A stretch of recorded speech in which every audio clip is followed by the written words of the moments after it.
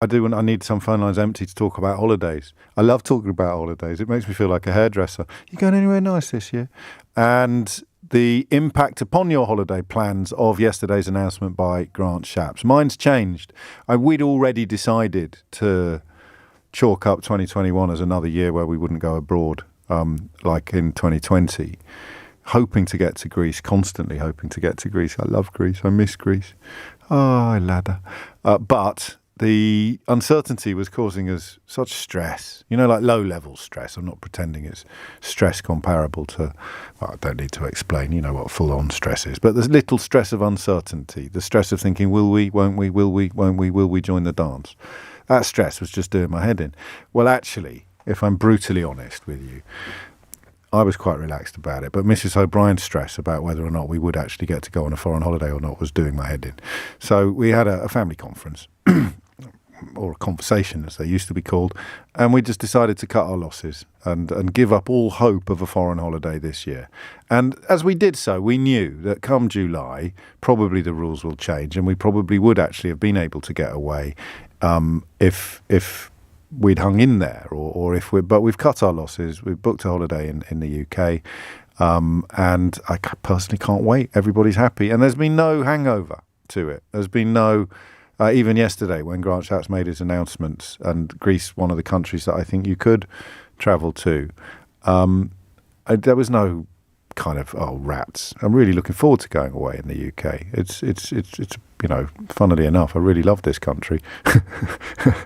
Not just pretending to in order to make nasty comments about foreigners. And there's bits of it that I love exploring. So we're going to be visiting one of my favourite corners of these islands.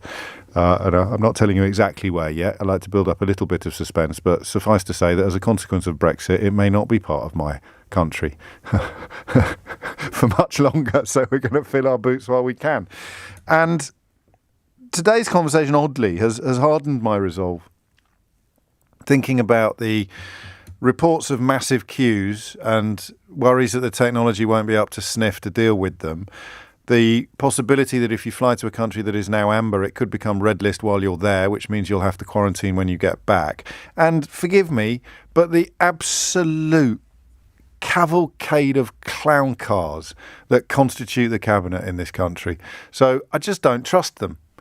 If I had any confidence at all, the fact that they've squandered the vaccine advantage is for me the final nail in the coffin of the flesh-coloured body stocking, which is a phrase I use to describe the possibility that we're not clever enough to actually understand what's going on. And even though it might look like an absolute disaster, there might be some secret plan that is that's beyond the wit of plebs like us. I've given up on the flesh-coloured body. They are making it up as they go along. They still are. Almost everything's gone wrong. And even the vaccine head start has been squandered by rolling out the red carpet for the Johnson variant. So they've messed up everything.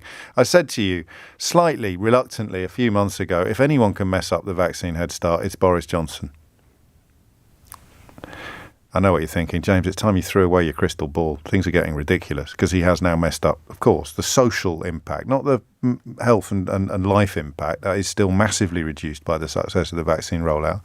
But the idea that it would deliver safe returns to normality, pie in the sky. We're returning to normality, but nobody qualified, including the chief medical officer, seems to think it's safe. So I wouldn't risk it. But I want to know what you're doing.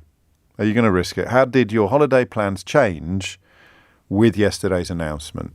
And have they changed back again listening to the programme today? Because remember what you're doing. You're putting your trust in the people that presided over every single chapter of this national tragedy.